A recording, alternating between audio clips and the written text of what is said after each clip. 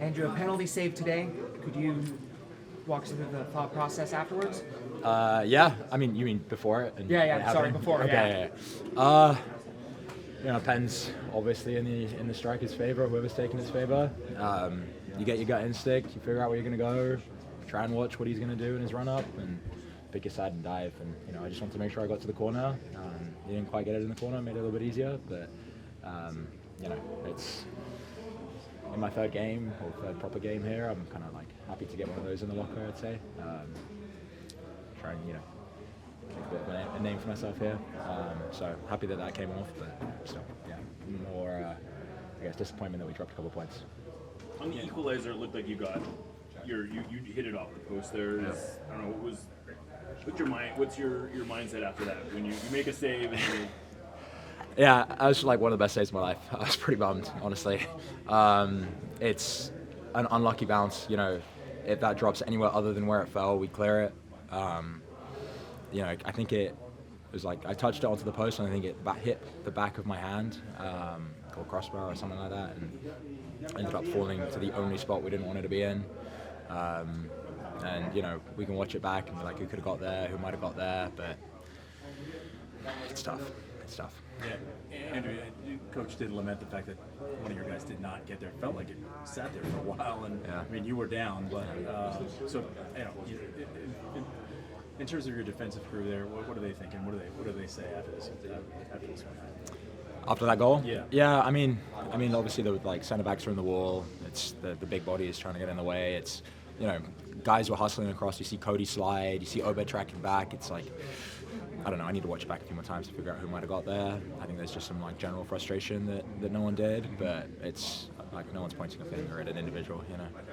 With all the injuries you guys have kind of suffered early in the season, you're part of this new group who are really getting an opportunity. What's kind of been your mindset over these last couple of weeks? Yeah, I mean it's for sure. It's new faces in different spots or whatnot, but at the end of the day, I've said this a few times. It's that there's no drop in expectation.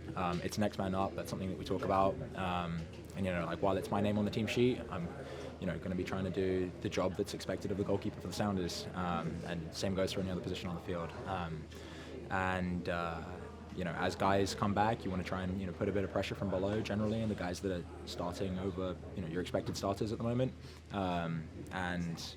that just creates a healthy environment. That's what's going to keep pushing the starting 11 every week, and this team is unbelievably talented, and to kind of be creating questions for the coaches is kind of everyone's goal, right? So. On the field, how did it feel like Josh's red card kind of shifted the momentum? Yeah, of course. I mean, when you go down to 10, it's difficult to build out from the back or do the other things that we wanted to do. We ended up going long, I think just about every single play from that on in. But it's you can feel the adrenaline raise a little bit more in moments like that, at least defensively. Everyone's sliding through. You can see Nuhu celebrating blocks and clearances and stuff like that. And the adrenaline changes, but those are the games that you kind of live for a little bit. You're never going to remember all the 1-1 middle of the season, 90 minutes, not much happening. It's the gritty 1-1s where we had 10 men for 30 minutes and battled it out, and it felt like we dropped 2 points. Now that you've had a couple games as a starter, how are you feeling comfort-wise with your back line? How does that relationship developed and grown in the last couple games? Yeah, of course. It's always helpful to get game minutes, but we kind of train everything every week. Right? It's not that I haven't played with these guys before. We've just been playing 11s and training sessions. Sure. Jackson's one of my closest mates on the team, and so it's not like there's any loss of chemistry there.